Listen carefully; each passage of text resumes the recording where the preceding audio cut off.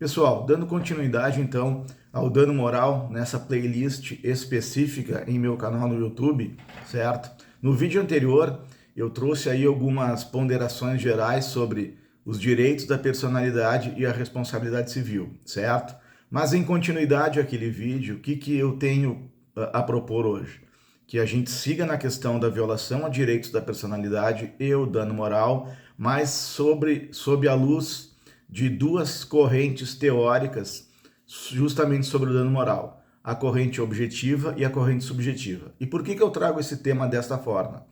Se nós nos debruçarmos sobre vários casos envolvendo aí alegações de danos morais, é muito comum perceber que o autor diz, narra, alega que se sente irritado, frustrado, que carrega uma dor em relação a determinado fato. E aí então entende que é merecedor de uma compensação por danos morais. Por outro lado, certo? Nós temos aí uma análise objetiva que vem em direção à violação a direitos da personalidade. Considerando então essa questão teórica, mas extremamente importante, nós temos duas correntes sobre o dano moral, correto? A corrente objetiva e a corrente subjetiva. A corrente subjetiva, iniciando por ela, é aquela que eu falei que justamente vem o autor da ação, a autora, carregado de sentimentos. Ele sente consequências sobre determinados fatos. E algumas dessas são aquelas que eu falei para vocês, ou seja, dor, frustração, correto? Um sentimento de repulsa sobre determinado fato. Por isso que se entra na subjetividade do autor da ação de danos morais. A outra corrente, esta é a mais aceita, e vejam que uma não exclui a outra, eu já vou dizer por quê. Mas essa é a que a melhor doutrina entende como tecnicamente melhor apropriada à compensação por danos morais, é justamente a corrente objetiva. Ou seja, deve o interessado ver provado nos autos violação a direitos da personalidade, nome, honra, alguns desses direitos que nós tratamos no vídeo anterior, correto?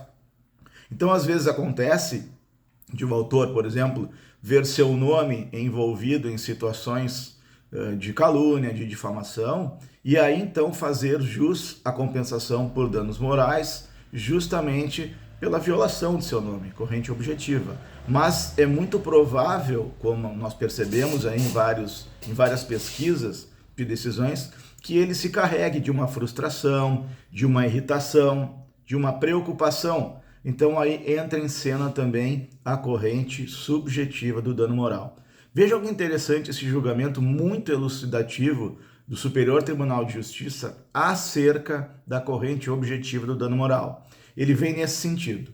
No que tange a reparação pela lesão extrapatrimonial, o dano moral se associa apenas a violações efetivas à dignidade humana e em algum de seus 4 colorários.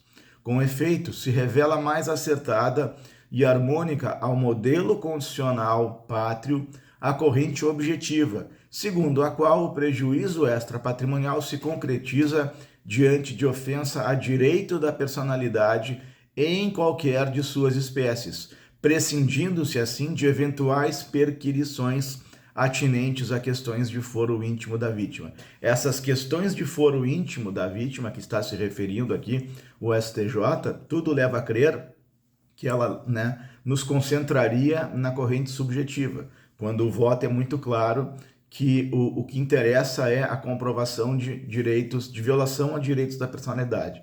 Então, pessoal, fiquem atentos a essas questões, porque a causa de pedir dos danos morais, pelo menos na seara do direito privado, é a violação a direitos da personalidade.